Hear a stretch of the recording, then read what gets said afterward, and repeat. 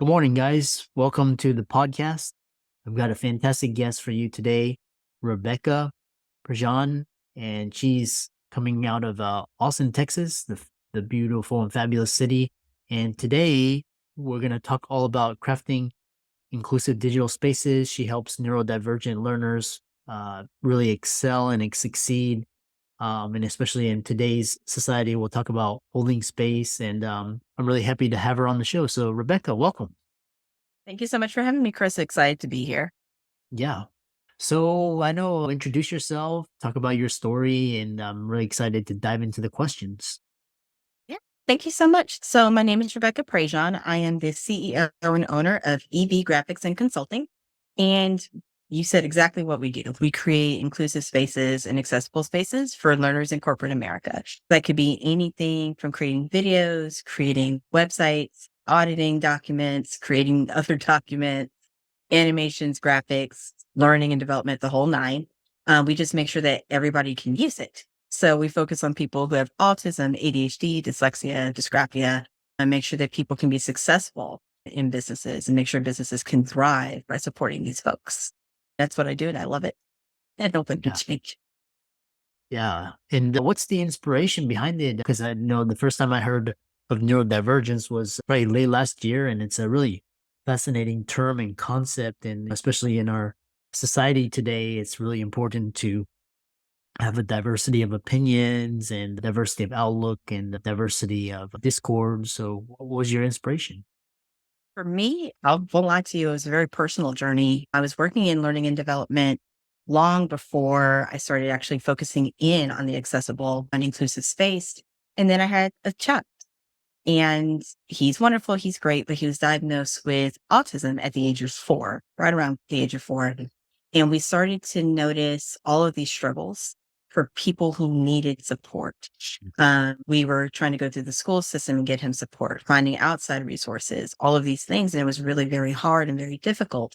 And through that journey, I actually made the connection between what he was experiencing and what people in training rooms that I was in were experiencing, and how we were making very snap judgments about people and their capabilities and whether or not they can make it through training based off of our assumptions and our lack of awareness.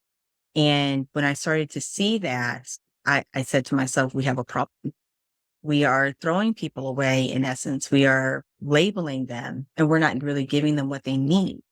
And when you give people what they need, you give them the support, they can succeed.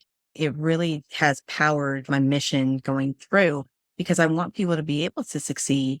But I also want to make sure when he's 18, 19, 20, and he is looking to work and he wants to work, that he has a space and people are aware and people are able to wrap around him and vice versa a little bit so he can be successful. But that can't happen if we don't create those spaces.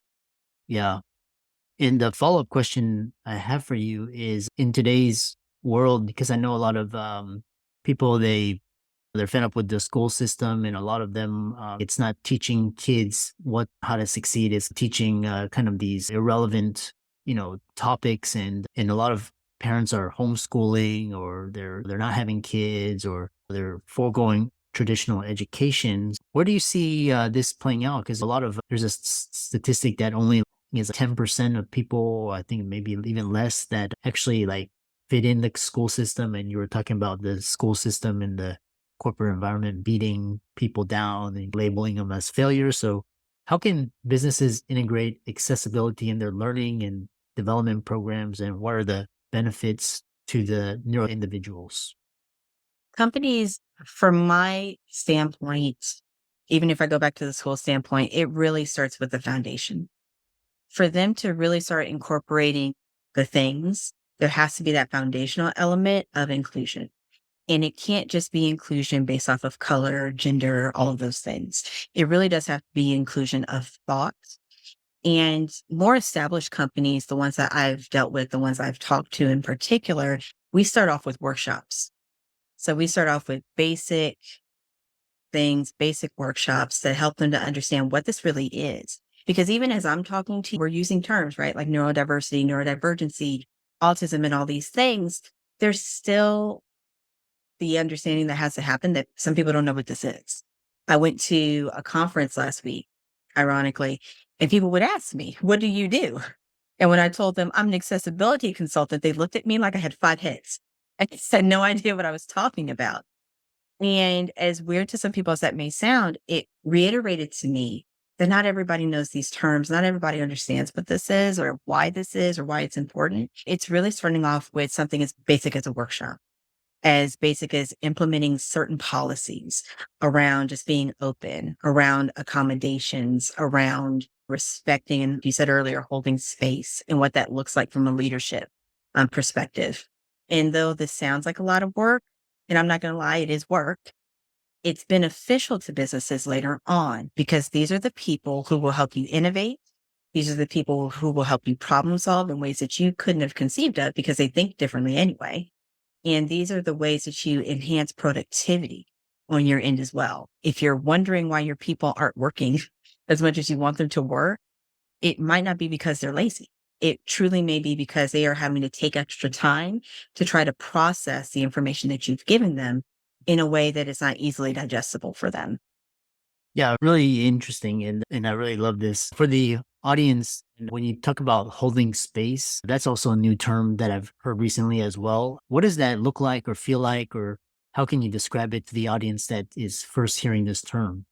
I always like to come at things from a very just human general approach, right? If we take disabilities out of it, if we take everything out of it and strip it down to just human nature, holding space in my mind is really just being compassionate. We're not asking you to be everybody's friend.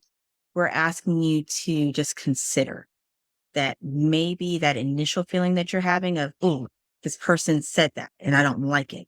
Hold the space for there might be something else completely different happening there, has nothing to do with you. And instead of just reacting to it, maybe taking a step back, holding space for that truth and approaching it different.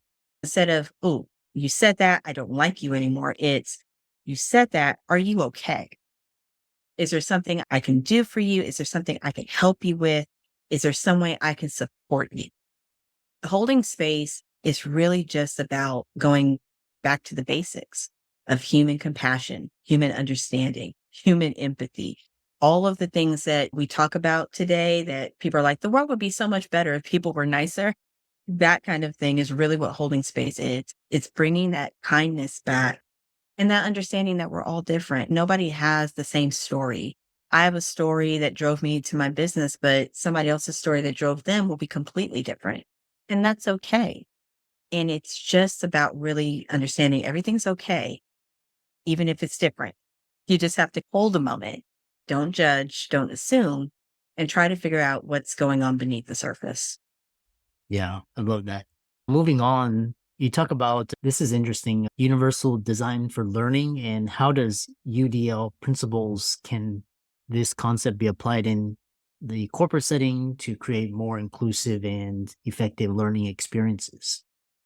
So, universal design in a nutshell is really just designing for as many people as you can. So, stripping some things down. In the world of L&D, in the world of design, I love a fancy graphic. I love a fancy video. It's great stuff. I can spend all day talking about it.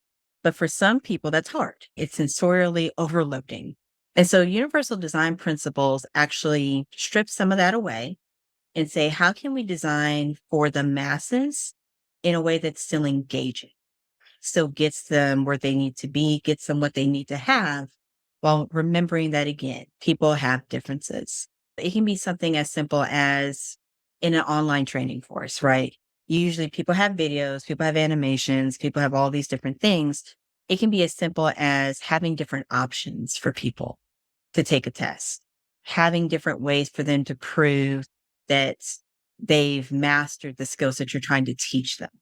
That's really what universal design is. It's just stripping things down a bit and making sure that, again, we are reaching the largest amount of people that we can in the best way that we can, giving options. And again, understanding people are different, they learn differently. And you really have to speak to that, especially as a business owner, right? Because your employees are different. You can try to put them all in one box, it's not going to work. So things like UDL, things like these principles for your learning and design team are great. because you're again looking to empower your entire group as opposed to just maybe empowering like a small subset. Interesting. Yeah, really. And then an adjacent or side question that I have for you is for companies looking to be strategic and to be have that cutting edge. How can hiring neurodivergent individuals with autism, ADHD, or dyslexia, how can that become a strategic asset for those looking to foster innovation and creativity? They are everything. Like I said, they think completely differently. Good example. I'll use my 8-year-old. When you first meet him, he's a little bit shy, a little bit quiet. You wouldn't really think there's a whole lot going on there. I love him, but he is. He's just very reserved. And so people do tend to count him out. This 8-year-old, however, reads books at a fourth grade level. He does math at a fourth grade level. He can tell you all these different names of classical music pieces because he's into classical music. Folks that are on the spectrum have ADHD, they have specific things and gifts that can really push a company forward. Like I said, statistically, you can increase your overall productivity for your business by 30% if you support folks. You can increase innovation. I think it's around 20 to 25%. Because again, these people are thinking differently. And so they can think of ideas, they can think of products, they can think of features that somebody else may not think of because they're not seeing it in the same way. When you're thinking about this strategically, these are the people you want in the room, especially when we're talking about our economy nowadays and how people want to be first in the race of all the things. They want to make sure that their business is sustainable. They want to make sure they can go through a recession and not completely crumble. These are the people who can give you that edge and that little bit of something special to make sure that your business is around as we go through kind of some of the ups and the downs that are there. Interesting. Yeah, because recently I've had a number of individuals with ADHD come on and talk about and just how they think and that creative spark. And so the other question I have for you is what is this acronym WCAG? What is that and why should businesses view this as more than just a compliance issue? Great question. So when we talk about WCAG, it's Web Content Accessibility Guidance. So these are all the things that your website, your web presence should have to make it accessible for people who are on the spectrum or who have disabilities. And I'll answer it this way. Compliance is a real thing. And I never want to ignore that. I never want people to believe it's not important. Compliance is important, obviously for legal things. But going beyond that, I want people to understand part of the reason you want your website, especially to be accessible, is because people with disabilities still have money. They go online, they buy things, they are a large chunk of the market. And so if your website is not accessible, if the things that are on your website are not accessible, you have all of these walls of text, documents that are huge walls of text, reports, journals, all those kinds of things that are just nothing but text. That's not digestible. It's not accessible. And so if you're selling something, if you're selling a product, they're going to skip right over it. Not because they're not interested in your product, not because they don't have the money or it wouldn't benefit them, but because they can't digest what you're saying. Same thing about alternative text on imagery. If somebody's reading a screen reader and they're looking for whatever, and you don't have that, they're not even going to know that product is there. For business owners, it's important, obviously, to be kind, obviously for legal stuff, but also because you're hurting your business. You're hurting your revenue. And again, in the economy that we're in, can you really afford to lose out on possibly 25% of the market? Because that's what people with disabilities represent. They have buying power, and you should want to speak to all of your potential clients. Yeah. There's so many directions we could take this conversation. And one of those is the future accessibility and corporate learning. And what trends do you see emerging in this field and in accessibility and neurodiversity? And how can businesses prepare for a future where inclusivity is the norm? Future of accessibility. There's a lot happening there. There's different laws and things that are about to become very permanent. We've talked about WCAG guidelines so far. There are changes coming in the next year or two where your website will have to be accessible or it will become an issue legally and all other kinds of things. The future of accessibility in and out of the workplace is about to become a necessity. It's no longer an option. And I know people will be like, I feel like it's never been an option technically, but we've treated it as an option and it's about to not be, not just because of those standards, but because you have more and more people who are being identified as ADHD, as having autism, and they're much more aware of their rights. They're much more aware of their conditions. And that means that they're going to be that much more aware of what you should be doing as a business. They're going to have different expectations of you as a business, as an employer.